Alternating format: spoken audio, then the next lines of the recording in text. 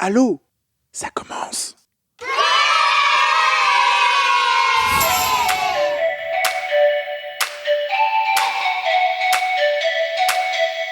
Allô Bobo, l'émission présentée par Théo.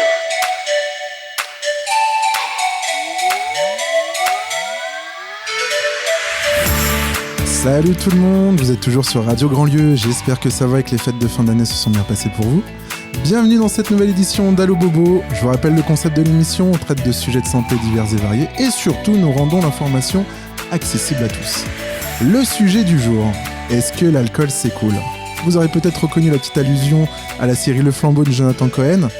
Et oui, qui dit janvier, qui dit post-fête, qui dit Dry January. Pour ceux qui ne connaissent pas le concept, ça nous vient tout droit des Anglais, nos voisins anglais, et il vise à faire une petite pause dans notre consommation d'alcool afin de prendre du recul sur le rapport que l'on peut avoir avec la boisson. Maintenant, je vais vous donner quelques chiffres sur l'alcool en France. L'Observatoire français des drogues et des tendances addictives estime que 5 millions des Français consomment de l'alcool quotidiennement. Il y a aussi Santé publique France qui nous rappelle que l'alcool est responsable de plus de 28 000 nouveaux cas de cancer par an et aussi qui est responsable de nombreuses pathologies. Bon, alors je ne vais pas vous mentir, pour préparer l'émission, ça a été assez compliqué. Comment traiter le sujet de l'alcool qui est assez complexe sans tomber dans le truc parvent du « oh là là, donneur de leçons », mais aussi quand même sensibiliser un minimum. Et oui, autour de l'alcool, il y a quand même cette notion culturelle, une dimension aussi sociale. On trinque en famille, on fait la fête avec. Il fait même partie de notre patrimoine. Mais à quel moment peut-on être considéré comme addict à l'alcool ? Quelles en sont les conséquences ? Et surtout, quelle est réellement la vision de notre société sur ce produit ? Pour en parler, vous connaissez ma devise, toujours des personnes de terrain. Et j'ai la chance de recevoir dans notre studio l'association Addiction France, anciennement ANPAA, qui veut dire Association nationale de prévention d'alcoolologie et addictologie, avec Valérie Guité, coordinatrice régionale d'activité de prévention, et Dr Di Maria Thomas, qui est médecin généraliste et addictologue, ainsi que membre élu de l'association. Bienvenue à tous les deux. Bonjour, merci pour votre invitation. Bonjour Valérie. Bonjour. Ça va, un peu stressé pour l'émission ? Non, très concentré sur très ce que concentré. tu disais. C'est vrai que c'est un sujet particulièrement sensible, l'alcool. Puis j'ai beaucoup aimé l'allusion au flambeau. Vous l'avez vu, cette série ? Moi j'ai regardé le début, mais je vois pas l'allusion du coup. Ah, c'est... alors je ne sais plus quel acteur... Alors j'ai la fin, puisque du coup c'est l'actrice, c'est Gérard Darmon, c'est ça, exactement. qui est en train de fabriquer de l'alcool, et on lui dit l'alcool c'est pas cool. Et après, ça part dans « Comment ça, l'alcool, c'est... Mais l'alcool, c'est cool ?» Ouais, voilà, c'est un vrai... Comment ça, l'alcool, c'est pas cool ? Voilà, c'est ça. Eh ben, vrai sujet. Donc, pendant l'émission, il y aura l'interview qui nous permettra de connaître l'activité de votre association. Puis, nous aborderons bien évidemment ce vaste sujet sur l'alcool et la dépendance. Il y aura aussi le jeu des idées reçues. Et croyez-moi, on peut être surpris des réponses. Mais tout de suite, faisons connaissance à travers le quick test.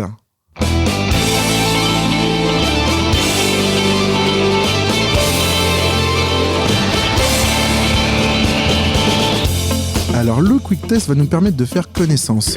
Je vais vous poser des questions courtes et vous allez me faire des réponses simples. On va commencer. Valérie, depuis quand êtes-vous dans l'association ? Alors Addiction France depuis 2016, qui s'appelait, comme vous l'avez dit, l'ANPA à l'époque. Ah, c'est ANPA qu'on dit, ouais, c'est ça. Moi j'avais dit ANPAA, mais c'est ANPA que on ça... peut dire ce qu'on veut, parce qu'effectivement c'était un sigle qui était au final pas très compréhensible.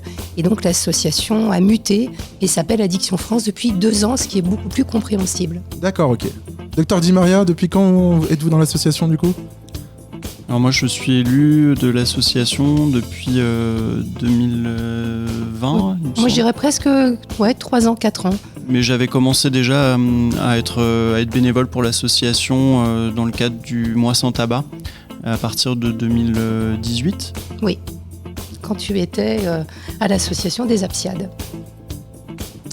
Votre formation, vos expériences dans l'addicto justement, Docteur Di Maria ?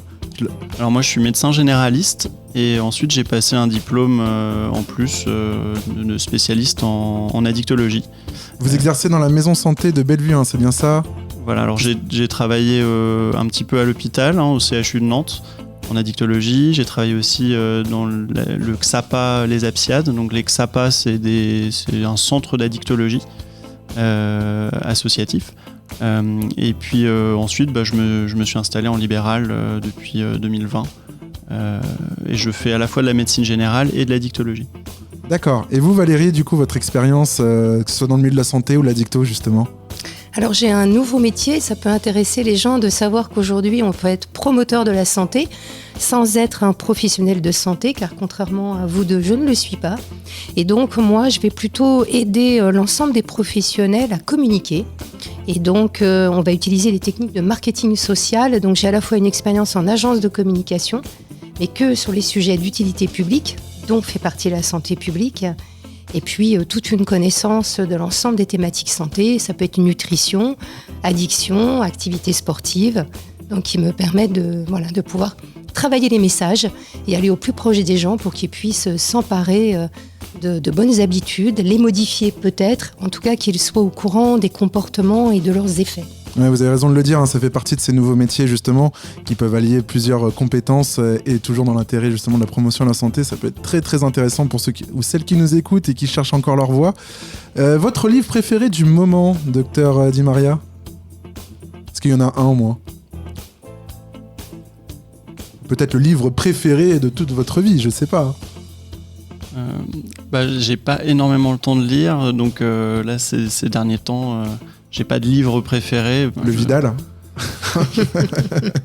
C'est le livre des pour connaître l'indication des médicaments pour ceux ou celles qui ne connaissent pas. Bon Valérie, c'est pas grave. Alors moi je reviens de la côte basque, donc j'ai eu la chance de passer une petite semaine Biarritz-Saint-Jean-de-Luz où tous les jours j'ai vu les surfeurs à l'eau. Et je recommande de lire Les Jours barbares de William Finnegan, qui est vraiment un prix Pulitzer en plus, hein, et qui est vraiment le parcours d'un surfeur et j'allais dire vraiment son rapport à la vie. Et c'est presque philosophique. En tout cas, ça reste vraiment un roman, c'est pas un autobiographique? C'est un roman, okay. Et c'est très très bien écrit. Ça marche. Docteur Di Maria, votre dernier petit bobo en date. Quand je dis petit bobo, ça peut être une coupure, fêler la cheville, je ne sais pas. Coincer le doigt dans une porte. Ah ouais. Une porte de voiture, voilà. Ah, c'est ma fille a fait le même, qui a 4 ans, a fait le même accident il y a quelques mois. Comment vous avez fait ça? On va trop vite, on ferme la porte en prenant les affaires et puis. Bon, et le doigt est toujours là? Ça va? Voilà, non, c'est finalement. Bon, super. Valérie? Une aponévrosite. Donc sous le pied, expliquez-nous ce que c'est. Une inflammation sous le pied qui est liée à la voûte plantaire en fait, car avec l'âge, la voûte plantaire s'affaisse et donc ça peut créer des inflammations sous le pied. Donc moi je trouve que dès que la marche est empêchée, c'est fou comme ça des retentissements sur la santé mentale en fait. Hein. Ça m'a énormément touchée de ne plus pouvoir marcher, comme quoi c'est vraiment essentiel dans la vie. Et donc j'ai été très bien accompagnée par ma kiné et par une podologue. Et donc vous vous faites réaliser des semelles et la vie revient et la marche. Surtout l'autonomie en fait au final. Hein. Ouais. Oui, et puis vraiment cette idée en marchant à la fois de pouvoir réfléchir, de pouvoir méditer, de regarder des paysages, d'avoir le temps. Enfin, vraiment, c'est indispensable à ma vie, la marche. Ok. Sur le slogan « Manger, bouger » qu'on connaît tous et toutes, Docteur Di Maria, vous êtes plutôt team manger ou plutôt team bouger? Team manger, plutôt. C'est quoi votre repas préféré? Repas préféré, du coup, des choses assez simples, hein, des petits légumes en cocotte, voilà, avec un poulet. Ouais, très, très, très sain, équilibré. Ouais. Bon, top. Valérie, qui a l'air surprise de la réponse. Non, au contraire, non. Ça vous surprend pas? Vous êtes admirative. Ouais, carrément. je vais faire Moi aussi, hein. Le duo avec... je vais faire team bouger. Mais au final, je me dis qu'on est en train d'allier les deux. Enfin, vraiment, c'est deux façons de voir la bonne santé, de bien manger et de bien bouger. Team bouger, vous, du coup, plutôt la marche, alors, c'est ce que j'ai compris, c'est ça? Ouais, le pilate depuis une quinzaine d'années, ça, c'est vraiment la posture. Se tenir droit, arriver à avoir nos vies sédentaires en se tenant bien. Et ça, c'est vrai que ça marche vraiment bien au quotidien. Et puis nager, si je peux. Ah, cool. Bon, prêt bientôt pour un triathlon, il manque plus que de rouler en vélo et c'est bon. Ça marche. Vous allez faire l'Ironman l'année prochaine. Très bien. Et pour finir, un coup de gueule du moment si vous en avez un, Dr Di Maria, c'est pas obligatoire, hein. Mais si vous avez un, alors pas forcément en lien avec le sujet, mais un coup de gueule, voilà, que vous avez envie d'exposer à la radio, vous avez le champ libre, on ne sabre pas la parole ici, donc vous pouvez y aller, hein. Alors, un coup de gueule sur les conditions de travail en général. Pas uniquement de la profession de médecin, mais de tout le monde, hein, puisque je reçois régulièrement des patients qui sont vraiment en difficulté sur leurs conditions de travail, comme si en fait l'humain était toujours mis en deuxième après la productivité, la question de la productivité. Ouais, c'est vrai, c'est vraiment des questions qui posent débat. Bon, c'est vrai qu'on va pas s'attarder sur l'émission, mais j'avais vu aussi quelques interventions de sociologues, etc. autour de cette question et très très intéressant. Peut-être qu'on fera une émission sur ça. Je sais pas si je serai hors sujet ou pas sur le domaine de la santé, mais à voir. Valérie, est-ce que vous avez un coup de gueule du moment ? Bah oui, je suis obligée d'avoir un coup de gueule contre Vladimir Poutine et d'exprimer ma solidarité en ce moment, particulièrement auprès des Ukrainiens qui subissent des violences effroyables. Et vraiment, ça nous montre la violence telle qu'elle est exprimée aujourd'hui vraiment auprès de cette population. Et voilà, c'est vraiment ma solidarité aujourd'hui que j'exprime. Super. Et le message en tout cas est bien passé. Merci à tous les deux pour vos réponses et tout de suite on passe à l'interview. Et maintenant, l'interview de l'invité. Alors, l'association Addiction France, donc, comme on l'a dit tout à l'heure, anciennement ANPA, est fondée en 1872 par Claude Bernard et Louis Pasteur. Donc, c'est une association qui a du vécu, hein. Elle est reconnue d'utilité publique et agréée d'éducation populaire. Concrètement, est-ce que vous pouvez nous expliquer vos actions ? Oui, en fait, l'idée, c'est d'assurer auprès des gens à la fois de la prise en charge et de la promotion de la santé. Et donc, il y a énormément de centres de soins qui sont labellisés Addiction France, partout en France, et des équipes qui interviennent auprès des établissements, qui soient des établissements scolaires, des structures d'insertion, auprès de structures qui reçoivent aussi des personnes sous main de justice, et de pouvoir proposer du soin, mais aussi d'adopter des comportements qui soient favorables à la santé. Donc, ça représente, pour vous donner une idée, 1700 salariés en France, 35 sur la région Pays de la Loire. Et ce sont des gens qui sont soudés autour d'une éthique très forte dans l'accompagnement, qui est celle de vraiment prendre les gens là où ils en sont dans leurs demandes, de les accompagner, ce qui veut dire vraiment une bienveillance continuelle qu'il faut travailler dans nos postures pour ne pas emmener les gens là où nous, on veut qu'ils aillent, mais là où ils peuvent aller et ils souhaitent aller grâce à l'ensemble de nos accompagnements. Et du coup, Addiction France, vous avez évoqué tout à l'heure le label. On a Dr Di Maria vous travaillez pour Addiction France, hein, si j'ai bien compris. Enfin, vous avez deux activités. Vous êtes médecin généraliste et addiction, et aussi élu d'Addiction France. Les centres n'appartiennent pas forcément à Addiction France. Comment ça se passe, cette organisation, du coup ? Alors, donc, Addiction France, c'est une association nationale. Et en fonction des régions, il y a aussi il gère aussi des centres d'addictologie. C'est-à-dire que là, dans le département de la Loire-Atlantique, il n'y a pas de centre d'addictologie. Il y a l'antenne départementale qui fait de la promotion de la santé, qui s'occupe en particulier du mois sans tabac, de faire la promotion sur le Dry January aussi. Sinon, sur les autres départements, il peut y avoir aussi des centres d'addictologie, des XAPA, comme j'évoquais tout à l'heure. Là, en l'occurrence, il y en a un qui est en Vendée. Oui, en fait, en France, vous avez plusieurs associations qui gèrent, ce sont des établissements médico-sociaux et qui gèrent la prise en charge en addictologie. Et donc, selon les départements, ça peut être Addiction France et ça peut être la Fédération Addiction qui prend en charge le plus important pour les usagers. Les personnes qui veulent joindre en fait une structure, c'est de se géolocaliser sur les sites étatiques, puisqu'on est tous financés par l'État. Et en fonction de sa localisation, de trouver le centre le plus près, et j'allais dire, si je puis me permettre, qui s'appelle Addiction France, Opélia ou les Apsiades. Ce qui est intéressant, c'est la qualité de prise en charge aujourd'hui en France. Moi, ça fait 6 ans que je suis à Addiction France, donc plus sur cette thématique, et je suis tous les jours ébahis de voir le niveau des professionnels et de la prise en charge. Donc il y a une cohérence en fait dans la qualité. Et vraiment des consultations qui sont proposées, je vous le rappelle, quand même gratuites en France. Bien sûr, c'est très important de le dire. Ça veut dire tout payé à fait. par l'État, vous ne déboursez pas, vous n'avez même pas d'avance de frais à faire, ce qui est quand même énorme par rapport à la qualité de notre vie.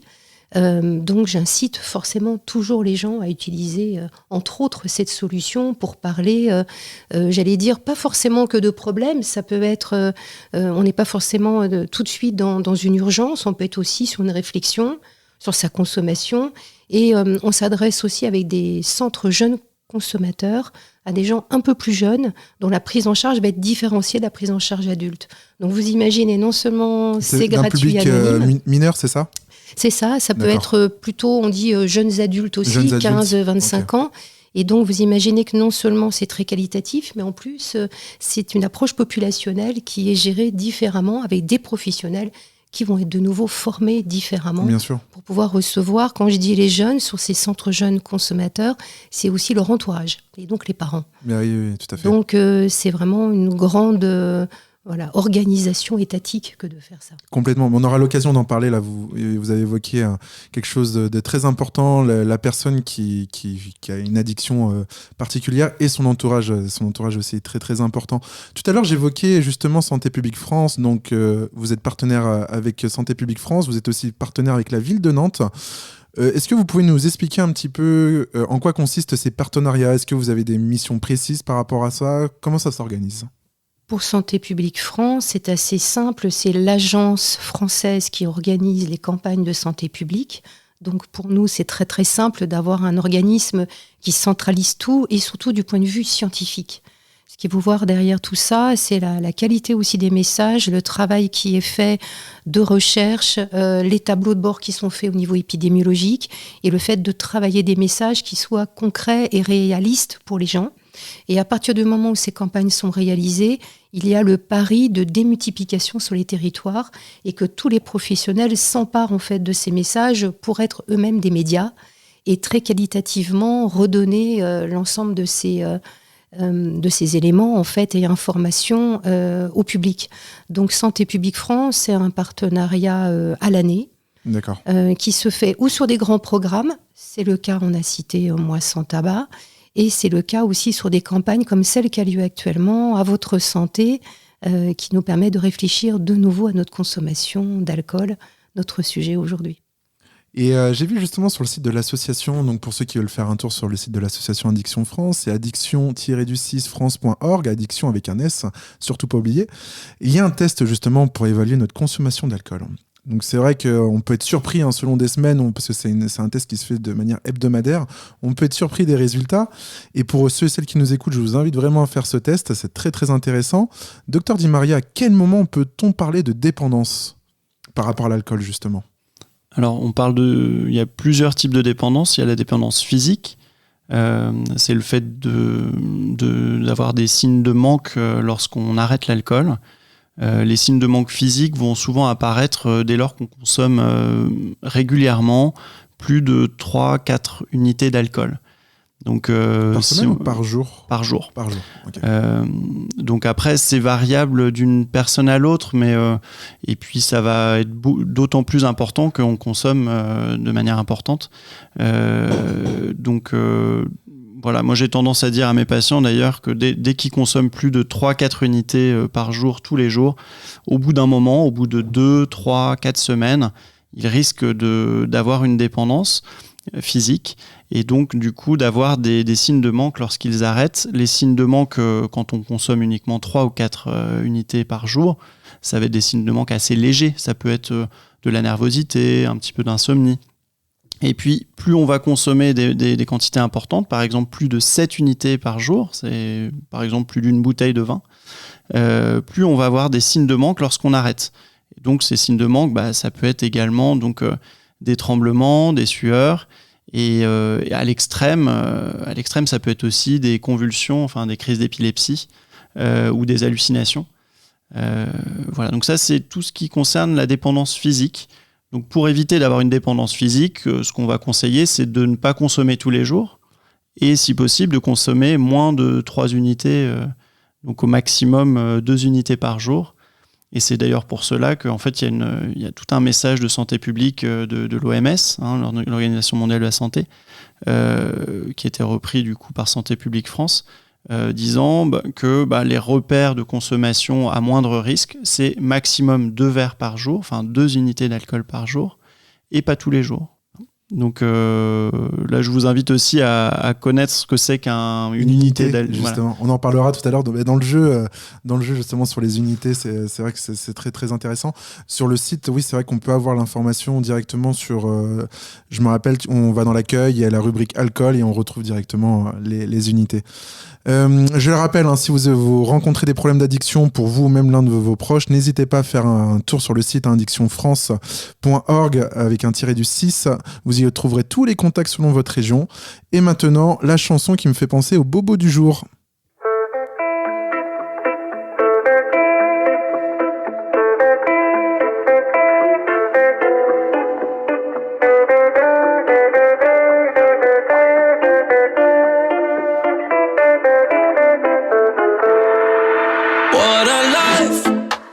What a night, what a beautiful, beautiful ride. Don't know where I'm in 5, but I'm young and alive. Fuck what they are saying, what a life. I am so thrilled right now, cause I'm popping right now. Don't wanna worry about a thing, but it makes me terrified to be on the other side. How long before I go insane? I am so thrilled right now, cause I'm popping right now. Don't wanna worry about a thing, but it makes me terrified to be on the other side. How long before I go insane? What a life, what a night, what a beautiful, beautiful ride. Don't know where I'm in 5, but I'm young and alive. Fuck what they are saying, what a life. It's okay, it's okay. Yeah, we living this way. Don't know where I'm in 5, but I'm young and alive. Fuck what they are saying, what a life. Don't really have a clue, nothing I need to do. I got some money but ain't got no plans. It's making me paranoid to float like an asteroid. How long before I go insane? Don't really have a clue, nothing I need to do.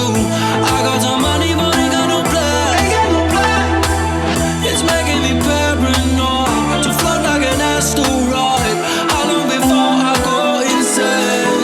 What a life, what a night, what a beautiful, beautiful ride. Don't know where I'm in 5, but I'm young and alive. Fuck what they are saying, what a life. It's okay, it's okay. Yeah, we living this way. Don't know where I'm in 5, but I'm young and alive. Fuck what they are saying, what a life.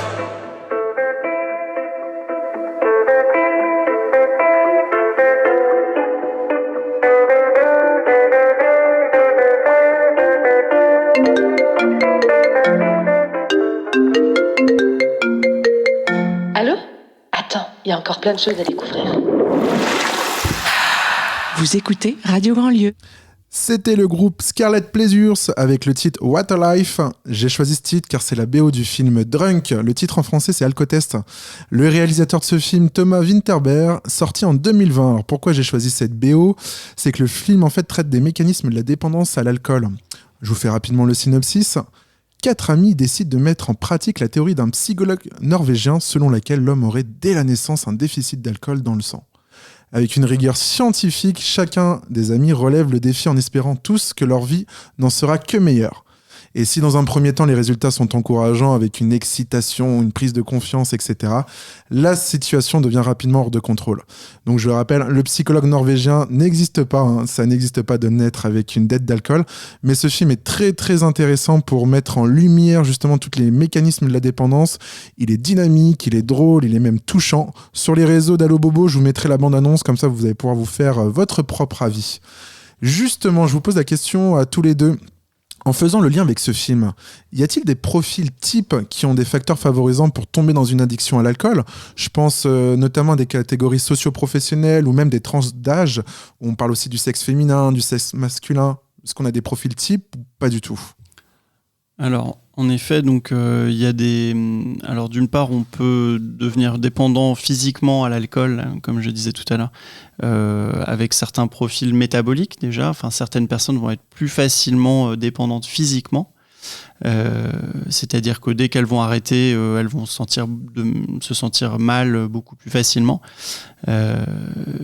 Notamment les personnes qui sont d'un petit gabarit, elles vont avoir plus d'alcool dans le sang plus rapidement.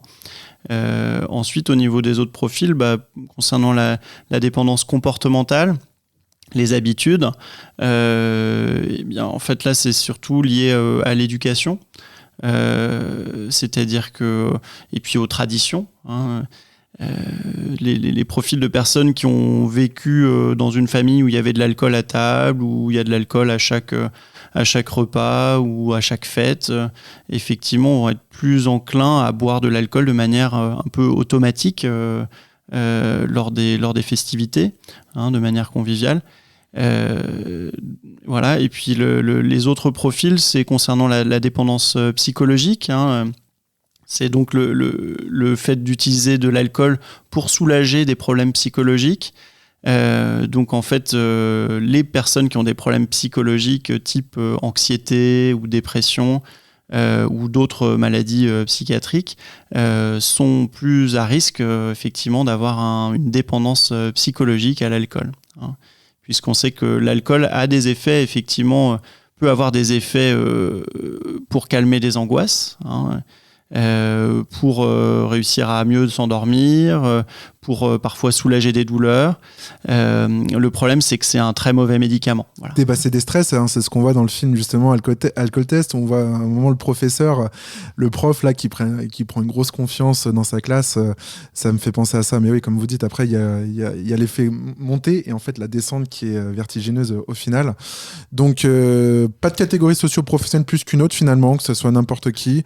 On peut tout retrouver dans toutes les catégories socio-professionnelles des personnes qui ont cette dépendance à l'alcool, qui ont cette problématique finalement. On va retrouver quand même plus de risques de dépendance à l'alcool dans les catégories socio-professionnelles où il y a du stress ou alors des métiers où il y a du travail de force. Donc c'est le stress, donc pour soulager le stress, et puis le travail de force pour soulager la douleur en fait, pour se donner aussi de la confiance ou un coup de jus, hein. Faut aussi se dire que parfois ce qui est recherché dans la consommation d'alcool, c'est le sucre qu'il y a dans l'alcool et qui va donner un coup de boost, hein, au moment où on le prend.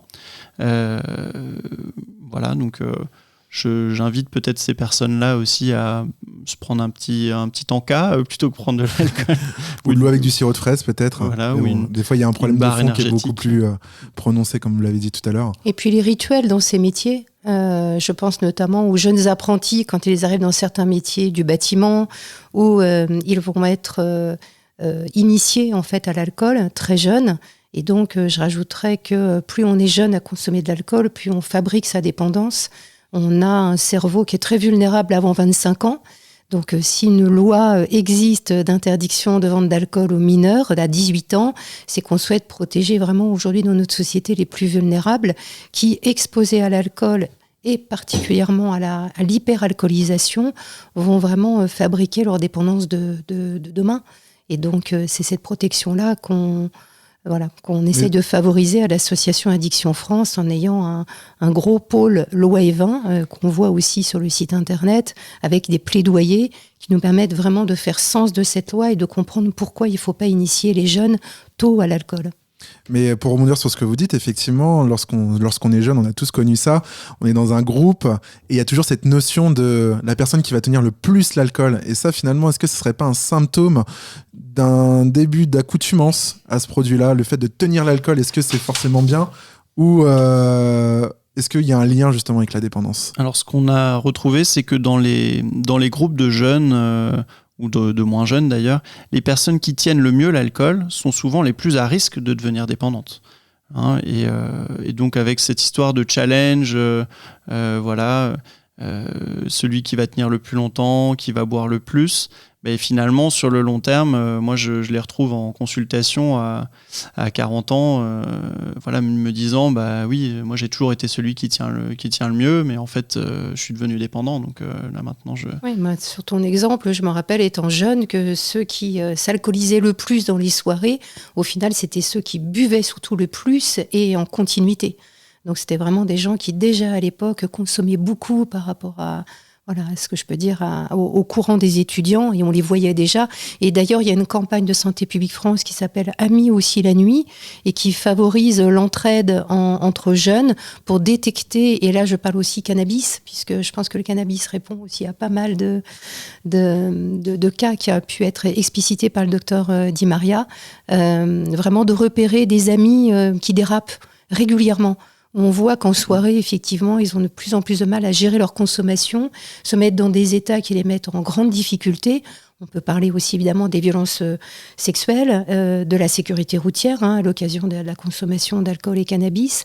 Et donc d'être vraiment dans les soirées, cette entraide, de repérer cet ami, et peut-être de le soutenir à aller consulter. Bien sûr. La sensibilisation et la prévention sont une part importante des actions que vous menez. On en a parlé tout à l'heure. Est-ce que vous pouvez nous parler des futurs événements que vous allez avoir? Je pense notamment la semaine prochaine. Vous m'avez parlé de l'intervention à la fac de Nantes, qui est avec le partenariat de la ville de Nantes, justement. Alors, oui, c'est-à-dire que la ville de Nantes, en fait, est partenaire du Dry January. Soutient le Dry January, et donc du coup m'a sollicité en fait pour aller intervenir auprès des étudiants de l'université de Nantes pour faire une action sur le Dry January, notamment sur les représentations qu'on peut avoir sur l'alcool, à travers un jeu qui s'appelle Info Intox. Des propositions parfois assez rigolotes qui donnent lieu à un débat ensuite. On va vous retrouver autour d'une conférence. Comment ça va se passer? C'est la journée du mercredi 25 janvier, c'est bien ça? Le 25 janvier à 18h15, mais c'est à destination des étudiants de l'université de Nantes. Ok. Donc c'est pas forcément ouvert à tout l'extérieur. Ouais. Ok. Et vous m'avez parlé aussi là, ça va se passer aujourd'hui, donc après c'est aussi fermé au public, mais c'est intéressant. Ce que vous avez prévu à votre maison de santé, justement, est-ce que vous pouvez nous en parler?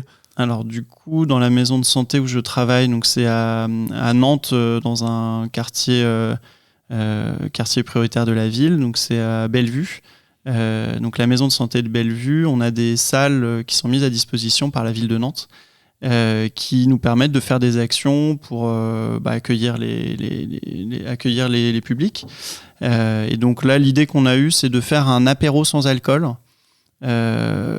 avec l'idée aussi que pour éviter de boire de l'alcool, c'est intéressant d'avoir une boisson alternative, mais pas n'importe quelle boisson alternative. Souvent, ce qui est proposé, notamment par les industriels, ce qui est souvent dans les soirées, c'est des boissons très sucrées, en alternative à l'alcool. Donc là, l'idée, ça va être, lors de notre action, c'est de proposer des cocktails faits maison. Sans alcool, justement. Sans alcool et pas trop de sucre. Voilà. Okay. Donc, qui peuvent être agréables à boire, sympa. Quand on regarde ces deux actions, elles sont très symboliques en fait de la promotion de la santé, parce que les personnes qui interviennent vont orienter leur message en fonction du public. Si vous prenez le public des étudiants, on peut communiquer soit difficulté de concentration, de mémorisation et la dégradation de la qualité du sommeil liée à la consommation d'alcool. Donc il faut toujours parler à la fois de quelque chose qui se passe très rapidement. Ça ne sert à rien de parler pathologies qui peuvent arriver dans 20 ans, 30 ans. J'allais dire les bénéfices à une pause à l'alcool ou une réflexion sur sa consommation doivent avoir des bénéfices immédiats. Et je vous rappelle aussi, contrairement aux idées reçues, que les jeunes sont de plus en plus nombreux à être abstinents à l'alcool. C'est un phénomène qui est en train de grandir, certainement lié à la qualité de vie, aux messages de santé publique dont ils sont empreints depuis longtemps, parce que je vous rappelle que cette génération a reçu depuis le plus jeune âge, dès le primaire, des messages d'éducation, que ce soit vis-à-vis de la nutrition, par exemple, ou comme on a parlé de manger, bouger, de l'activité physique et sportive. Et donc, je pense qu'ils sont beaucoup plus sensibles à nos messages, comprennent qu'ils peuvent se l'approprier pour leur bien-être et leur futur, puisque du coup, ils ont des gros paris à venir. Si je prends le côté maison de santé, ce que je trouve intéressant, c'est à une population donnée, montrer que les médecins sont au plus proche de ces messages et ouvrir la porte et le dialogue à une discussion sur sa consommation. C'est ça que ça renvoie, c'est cette proximité et cette écoute qui est celle des médecins.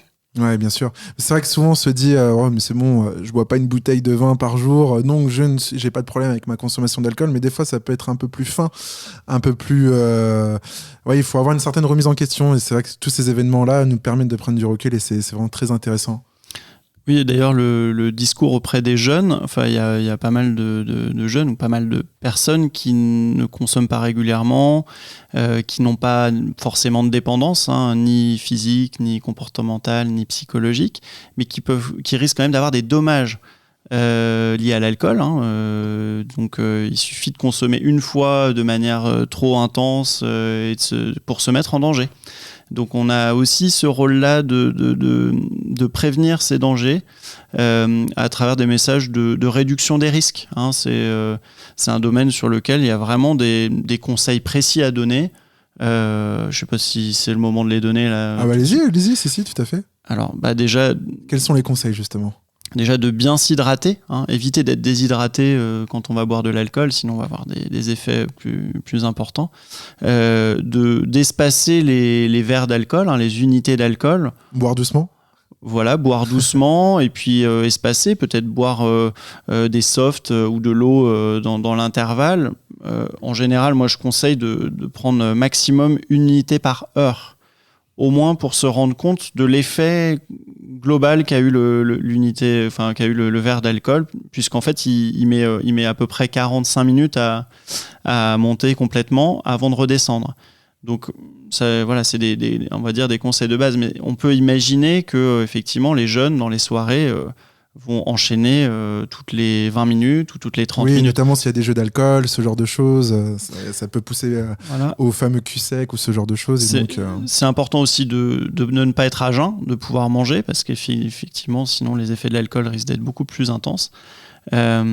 D'éviter d'être fatigué. Enfin, voilà. Si on est fatigué, on risque de moins bien tolérer l'alcool. Et puis les autres conseils, c'est ce qu'on disait tout à l'heure, c'est de boire en sécurité. C'est-à-dire d'avoir aussi des personnes autour de soi sur qui on peut compter. Le fameux Sam, quelqu'un, même sans parler de voiture, une personne qui aura moins de consommation d'alcool dans la soirée, si on parle de soirée justement, et qui sera plus alerte, on va dire, s'il y a un comportement déviant, ce genre de choses. Oui, ou de soi-même se positionner effectivement dans ce rôle-là. On appelle ces personnes des pères aidants, c'est-à-dire quand vous avez quelqu'un qui vous est attaché, et qui du coup, dans une soirée, va avoir un regard, et c'est réciproque, de protection en fait. On est sur un aspect protecteur. Ça marche. On en parlait tout à l'heure, le lobby alcoolier a un pouvoir fort, notamment en termes de marketing. Vous menez, alors si je puis dire, des combats pour justement sensibiliser les pouvoirs publics et limiter la démesure marketing de ces lobbies alcooliers. Pouvez-vous nous en dire plus justement du travail que vous faites tout autour de ça, du lobby alcoolier ? Est-ce que c'est un réel combat ? Est-ce que c'est un travail de partenariat au final ou pas ? Je ne sais pas. Dites-nous tout. Oui, c'est du partenariat parce que c'est financé par l'État. Donc c'est pour vous dire à quel point c'en est un, c'est-à-dire que on a un pays qui protège les plus vulnérables. C'est pas que les jeunes, c'est aussi les personnes qui sont en difficulté liées à l'alcool, comme on vient de le décrire. Ce sont aussi les femmes enceintes. Je vous rappelle que c'est un public qui ne doit absolument pas consommer d'alcool du tout. Et donc, plus on encadre la publicité, plus on est vigilant sur le respect de la loi E20, et de ces interdictions qui ne sont pas que celles liées aux mineurs, mais qui sont aussi le type de message auquel les alcooliers ont droit pour promouvoir leurs produits, plus on renvoie une société où on prend soin de nos proches, où on prend soin des personnes qui sont plus vulnérables. Et ça se traduit dans la société par plein d'exemples, y compris la réforme des retraites en ce moment. Mais c'est ce qu'on a sur votre... Alors, sur le site internet, vous parliez justement de la femme enceinte. Il y a justement un combat que vous menez, que l'association mène sur les icônes de femmes enceintes, notamment sur les lobbies qui sont en lien avec le vin. Nous, on est dans les Pays de la Loire, donc il y a un réel patrimoine autour de ça. Je pense aussi les régions bordelaises et toutes ces régions-là. Comment ça se passe ? Vous travaillez en communication avec ces lobbies ou vous n'avez pas vraiment de lien avec les lobbies alcooliers, justement ? Aucun lien. Aucun lien, d'accord. C'est vraiment à travers les pouvoirs publics que vous... Et le réseau associatif et le réseau scientifique. C'est-à-dire que l'association a été montée par les deux personnes que vous avez énoncées, Louis Pasteur et Claude Bernard, qui est à l'origine de la médecine scientifique.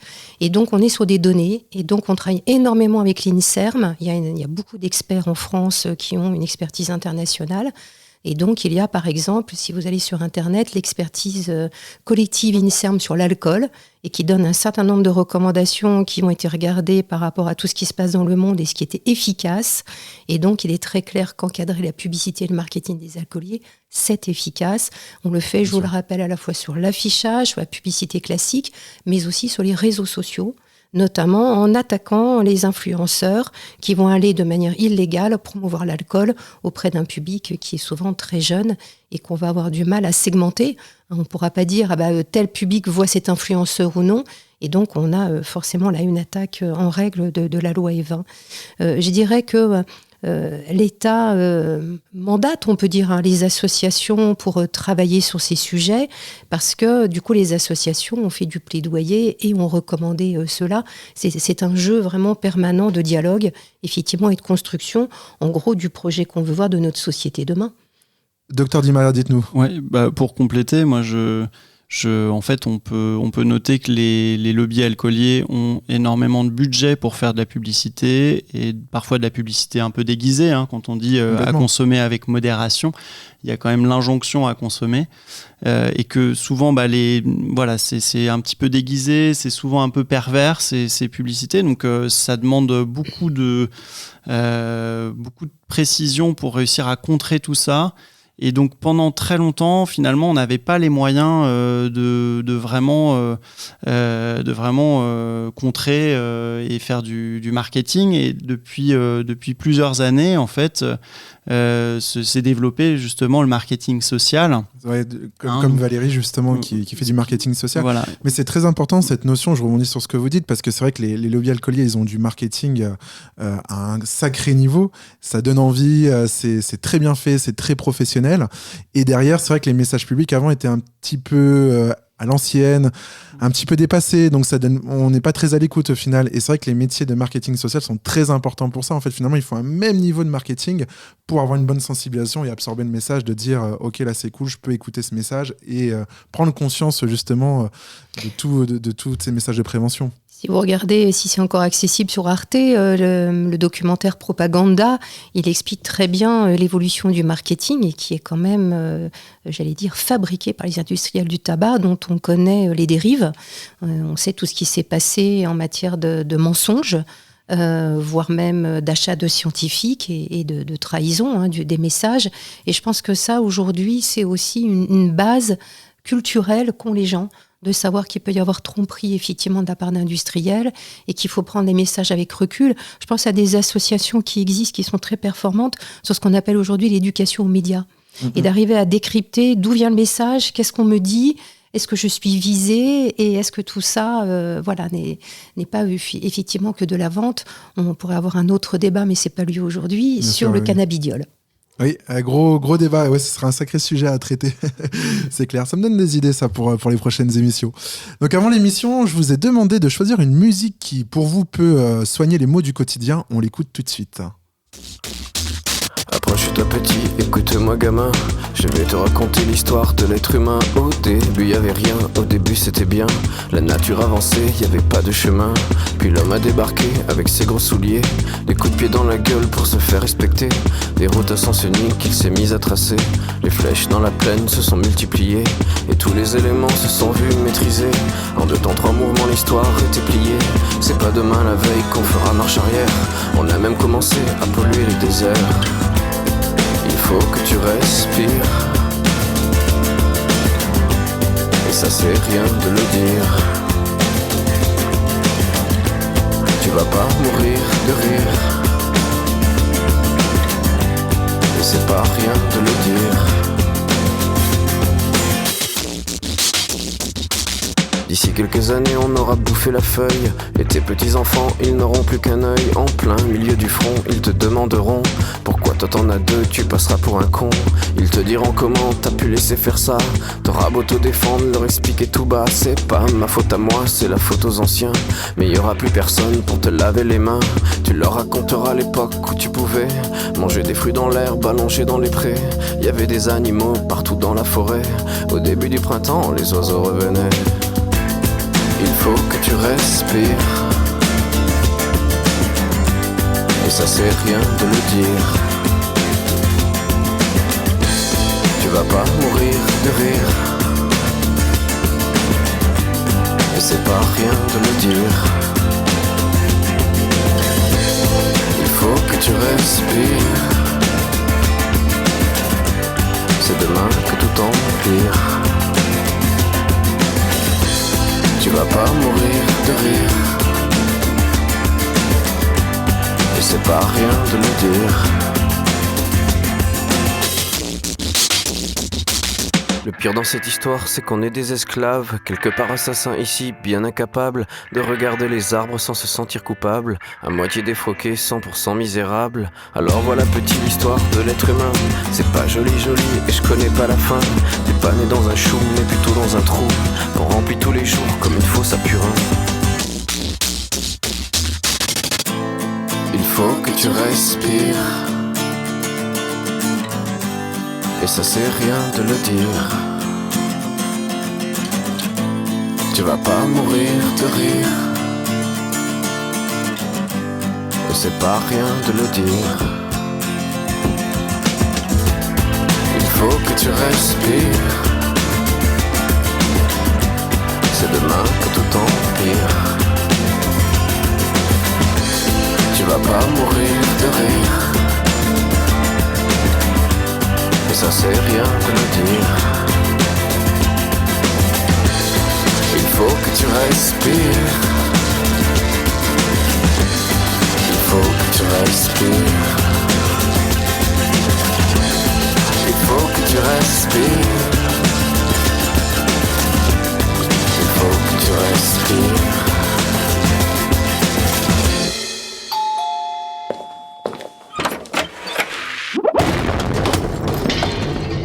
Allô maman bobo.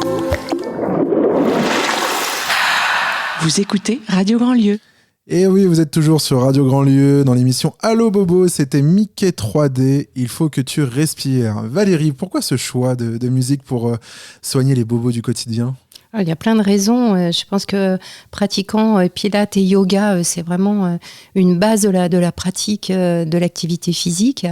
Toutes les métaphores autour de respirons, on reprend son souffle et on retient son souffle même, on voit bien toute cette importance. Et c'est une technique qui est utilisée dans l'arrêt du tabac. La respiration peut faire partie des techniques vraiment d'abaissement du stress et de gestion du craving, qui est l'envie irrépressible de fumer. Et donc, on utilise beaucoup cela. Ça marche. Et ben, en tout cas, merci pour ce choix musical. Ma prochaine question, Dr Di Maria.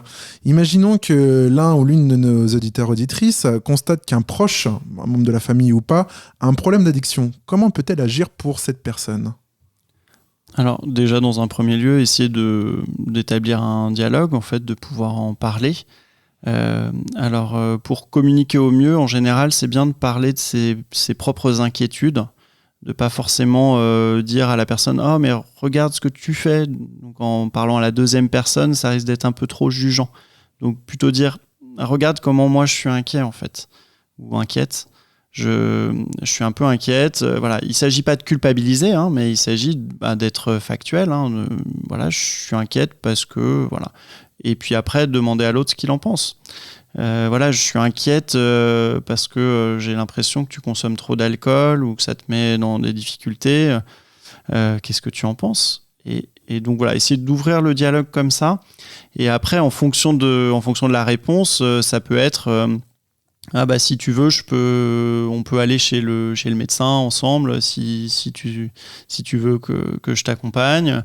Est-ce que tu veux que je me renseigne pour connaître les coordonnées des professionnels de santé dans le secteur. Donc là, à ce moment-là, on regarde sur Internet, on va essayer de trouver éventuellement un XAPA, un centre d'addictologie, ou alors de manière plus simple, en fait, en général, c'est d'essayer d'aller voir le médecin généraliste, si on est à l'aise avec lui, ou alors parfois d'aller voir un autre professionnel, ça peut être intéressant aussi, quelqu'un qu'on ne connaît pas encore.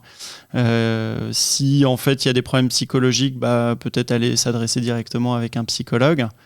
Et puis voilà, je dirais que essayer de vraiment établir le dialogue. Et puis s'il n'y a pas de dialogue possible entre le proche et puis la personne malade, on peut aussi aller consulter en tant qu'aidant, en fait, en tant que proche. D'accord, oui. On peut aller consulter dans un XAPA pour être aidé, pour être accompagné, parce que c'est pas forcément évident, en fait. Il y a des manières de faire, des stratégies aussi pour aider qui sont pas naturelles. Souvent les proches sont au bout d'un moment désœuvrés ou en colère ou on lâchait un petit peu non plus de motivation. Donc quelque part, en allant voir un professionnel en tant que proche, ça peut aider à trouver des manières de faire pour aider au mieux. Et puis aller mieux. L'aidant, le proche a besoin d'aller bien pour soutenir l'autre. Oui, ça demande beaucoup d'énergie, d'implication en général. Et très souvent, effectivement, on se fatigue en fait à voir la situation. Donc, je trouve qu'effectivement, soi-même consulter en tant que proche, c'est très intéressant. Je vous rappelle qu'il y a aussi toutes les lignes offertes par l'État, Alcool Info Service, qui peut permettre de poser ces questions, d'aller voir des forums. Je pense aussi à Addicted. Voilà, il y a peut-être quelques ressources qu'on donnera en ligne aux auditeurs. Oui, effectivement, qu'on mettra directement sur les réseaux, on rappellera tous les contacts. Et si justement une personne qui se remet en question, se dit j'ai peut-être un problème avec la boisson, on parle de l'alcool toujours, décide de vous contacter, elle souhaite s'en sortir, elle se rend compte qu'elle a une addiction, comment va se passer sa prise en charge en règle générale ? Alors, ça va dépendre de l'addiction, ça va dépendre du profil de la personne. Moi j'essaie de voir quand même, il faut que ça soit pratique pour la personne. En fait, si la personne habite trop loin, ça va être compliqué. Alors dans certains cas, je propose d'ailleurs des téléconsultations, ça peut aussi être très arrangeant. Mais se soigner, c'est souvent vécu comme une contrainte. En fait, c'est un truc de plus à faire, toute la charge mentale qu'on a déjà au quotidien. Donc, faire en sorte que ça soit le plus pratique possible, et puis que ça soit un moment aussi, un moment sympa, quoi. Enfin, que ça soit pas un moment où on va se plomber, où on va aller chercher les trucs qui font mal. Non, d'une certaine manière, là, l'objectif, c'est de se faire du bien, de trouver de l'aide pour avancer. Et ensuite, chacun avance un petit peu à son rythme. Mais voilà, très rapidement, moi, quand je vais recevoir les gens, on va essayer de voir dans quelle mesure il y a une dépendance physique, comportementale ou psychologique. La plupart des personnes qui viennent jusqu'à moi en addictologie, souvent ils ont une dépendance physique au minimum, et donc c'est la première chose qu'on va essayer de prendre en charge, parce que effectivement c'est ça qui fait qu'on est le plus accroché, en tout cas au départ. Et après tout le travail qui se fait par la suite, ça peut durer assez longtemps, ça peut durer 3 mois, 6 mois et parfois beaucoup plus longtemps.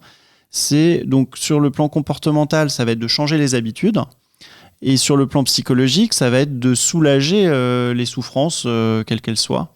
Et peut-être parfois traiter un problème de fond qui est voilà, parfois c'est des choses qui sont pas forcément en lien avec l'alcool. D'ailleurs, c'est bien ce que j'explique dès la première consultation, on va pas parler que de l'alcool. D'accord.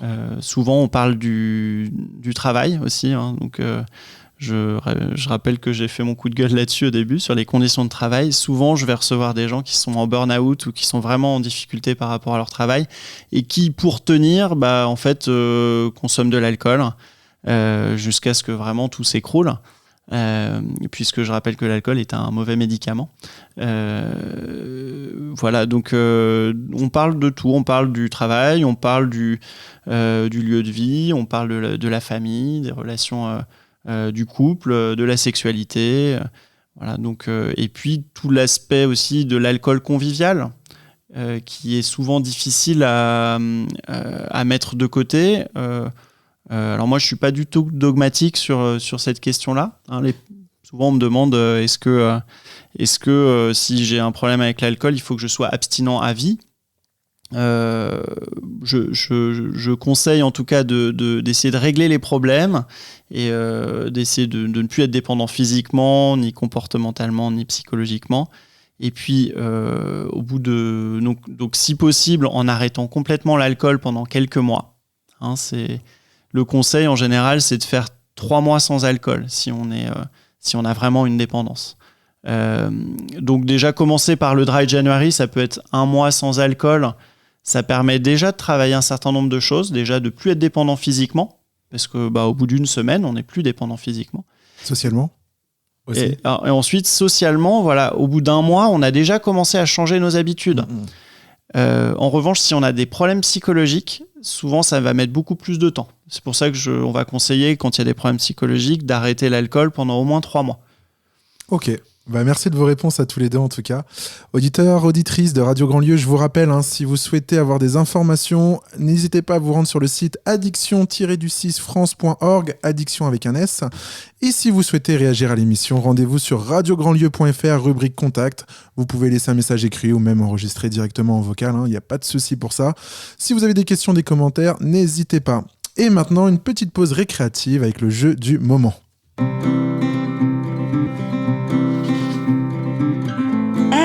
Et si on faisait un jeu ? Alors, on va se faire un petit beer pong. J'ai prévu les gobelets et la table pour... Non, je plaisante. La blague malvenue, alors en train de traiter un sujet sérieux. Non, c'était une plaisanterie, bien évidemment. Le jeu des idées reçues. Je vais vous exposer des idées reçues qu'on a tous, que globalement beaucoup de personnes ont sur l'alcool, et vous allez me répondre vrai ou faux. Vous êtes prêts ? D'accord. Première idée reçue. Les garçons tiennent mieux l'alcool que les filles. Vrai ou faux ? Moi, je dirais que ça dépend.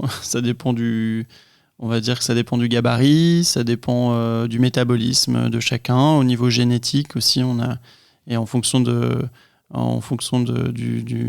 origines aussi, on n'a pas le même patrimoine génétique, donc on n'aura pas le même métabolisme que de l'alcool. Mais globalement, les garçons tiennent mieux l'alcool que les filles. Pour des questions plutôt de corpulence en général, voilà. Et comme vous avez dit, des questions génétiques, etc. Vous avez raison, c'est vrai et faux. Et je rappelle, bien tenir l'alcool, dire oui, moi je tiens l'alcool, doit mettre en alerte. Cela révèle peut-être une habitude de consommation qui peut rapidement devenir problématique. Deuxième idée reçue, l'alcool réchauffe. Vrai ou faux ? Je crois que c'est faux, ça réchauffe pas du tout. On a une sensation effectivement de chaleur dans la bouche, dans le tube digestif. D'ailleurs, c'est très irritant pour le tube digestif.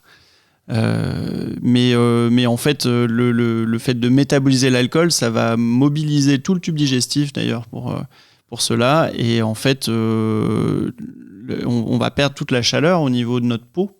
Exactement, ça crée une vasodilatation qui va en fait exfiltrer la chaleur vers l'extérieur et du coup en fait on va plutôt avoir un risque d'hypothermie et donc c'est faux effectivement. On a la sensation de se réchauffer, mais en fait toutes les 50 grammes d'alcool absorbés, la température du corps s'abaisse d'1 demi-degré. Donc en fait plus on s'alcoolise, plus on a le risque d'hypothermie. Prochaine idée reçue, les plats préparés à base d'alcool ne font pas grimper l'alcoolémie. Est-ce que c'est vrai ou est-ce que c'est faux ? Alors, tout dépend si l'alcool a été cuit. Voilà. Si l'alcool a été cuit, il n'y a plus de degré d'alcool, ou alors vraiment des traces infimes.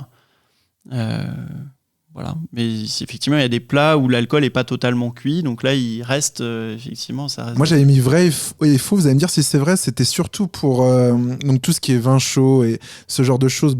Il reste quand même 85% d'alcool qui reste en place. Et c'était surtout pour les fruits macérés dans l'alcool. Même au bout d'une nuit, il reste encore 70% d'alcool. Voilà, c'était un article que j'avais trouvé, un article médical sur ça. Donc l'autre, c'est l'alcool s'élimine plus vite en faisant de l'exercice. Vrai ou faux ? C'est faux. Bah, c'est faux, pas spécialement. En fait, ce qui va permettre Alors, il faut s'hydrater un maximum. Effectivement, si on va être bien hydraté, on va uriner plus souvent. Et donc, l'alcool s'élimine effectivement par voie urinaire. Donc, c'est surtout le fait de s'hydrater qui va permettre d'éliminer l'alcool. Exactement, vous avez raison, c'est faux. L'exercice n'engendre en rien l'élimination de l'alcool. On en parlait en début d'émission, justement, sur les verres d'alcool. Est-ce qu'un verre de vodka est plus fort en alcool qu'un verre de vin ou de bière ? On parlait d'unités d'alcool en début d'émission. Alors, donc les unités d'alcool, c'est les verres de bar. Ce qui est servi dans les bars... c'est à chaque fois donc 10 grammes d'alcool. Et donc du coup, concernant le vin, par exemple, c'est des verres de 10 centilitres. Concernant les alcools qui sont plus forts, par exemple la vodka à 40 degrés, il faut 3 centilitres seulement d'alcool fort pour avoir 10 grammes d'alcool. Donc à ta question, ça dépend comment on se sert à la maison. Ça dépend comment on se sert, mais pour des verres qui sont, comme vous dites, de bar, en fait, ça va contenir le même grammage d'alcool, justement. Donc en fait, consommer un shooter de vodka et un verre de bière, on aura exactement la même quantité d'alcool. Donc ça, c'est très important de le dire. Et dernière idée reçue, est-ce que manger ne réduit pas le taux d'alcool ? Vrai ou faux ? Manger ne réduit pas le taux d'alcool. C'était une petite question piège sur la fin. Moi, j'avais la notion que c'était faux, mais... Enfin, vrai, parce que du coup, c'était comment elle était tournée. Ah oui. Manger ne réduit pas le taux d'alcool. Donc, effectivement, c'est manger. Est-ce que manger réduit le taux d'alcool ? Effectivement, c'est faux. Vous en avez parlé tout à l'heure. C'est plus pour l'état d'ivresse. Ça va plus être un retardement. Mais du coup, ça va pas du tout faire baisser notre taux d'alcoolémie. Donc, souvent, on a cette notion, avant de reprendre la route, par exemple, n'hésite pas à manger un peu plus, etc. Ça va te faire réduire ton grammage d'alcool. Et en fait, c'est plutôt pour les effets induits par l'alcool et non le taux d'alcoolémie. Donc, vis-à-vis de la sécurité routière, quand on soufflera dans l'éthylotest, ça donnera la même chose. Donc, en fait, c'est le temps passé et le fait de s'hydrater qui peut faire baisser le taux d'alcool. Ah, on me dit en régie que l'un de nos envoyés spéciaux sur le terrain a une petite question pour nous. On l'écoute tout de suite. Oui, bonjour Théo. Je suis en direct du marché à Nantes. Beaucoup de personnes souhaitent réagir à l'émission. Et nous avons rencontré une petite fille qui mange une barbe à papa. Elle a une question à vous poser. J'aime bien faire l'apéro avec mes parents. Est-ce que c'est bien ? J'aime bien faire l'apéro avec mes parents. Est-ce que c'est bien ? Petite question enfantine pour terminer. C'était notre sujet en venant te rejoindre. On discutait de l'apéro, justement. Et en France, l'apéro est quand même très normalisé avec l'alcool. Bien sûr. Donc oui, on pourrait faire l'apéro tous ensemble sans alcool. C'est la proposition du Dry January et des alternatives et d'avoir quelque chose de qualité. C'est-à-dire de proposer aux uns et aux autres la possibilité de choisir librement, de manière éclairée, en faisant beaucoup de pédagogie, comme ce qu'on est en train de faire depuis le début, et comprendre ce que ça veut dire aussi d'initier les enfants jeunes à l'alcool, et effectivement de retarder cette entrée dans l'alcool qui va être préjudiciable. Donc on souhaite à cette petite fille une longue vie sans alcool au début de son parcours, le plus tard possible, voire pas. L'idée de la dénormalisation de l'alcool, c'est que nous pourrions passer notre vie à ne pas boire d'alcool sans que ça n'empêche... Le docteur Dimeral l'a très bien dit, on peut faire des apéros sans alcool avec des cocktails super cool. Il faudra nous donner les petites recettes, histoire que je les mette en ligne pour les personnes qui sont intéressées, justement. Et c'est un produit toxique dont on peut se passer toute sa vie sans que ce soit dommageable. C'est plutôt le produit qui est dommageable. Tout à fait. Nous arrivons à la fin de cette émission, donc sur la dépendance à l'alcool à l'occasion du Dry January. Merci à tous les professionnels de santé et aux associations comme l'association Addiction France qui effectue un travail quotidien auprès des personnes qui se questionnent, qui cherchent à s'en sortir. Donc n'hésitez pas à vous rendre sur le site addiction au pluriel-du6france.org pour avoir tous les contacts et l'actualité de l'asso. Valérie, Dr Di Maria, merci de votre venue, merci de votre travail. Est-ce que vous avez un dernier mot de la fin ? Oui, faire des moments conviviaux comme des apéros sans alcool, c'est sympathique. Il ne faut pas se bloquer. Voilà, il faut pouvoir passer des moments sympathiques sans alcool. Pouvoir être à l'aise avec le sujet par rapport des fois à certaines pressions sociales. Prenons du plaisir. Exactement, prenons du plaisir même sans alcool. Si vous souhaitez réagir à l'émission, rendez-vous sur radiograndlieu.fr, rubrique Contact.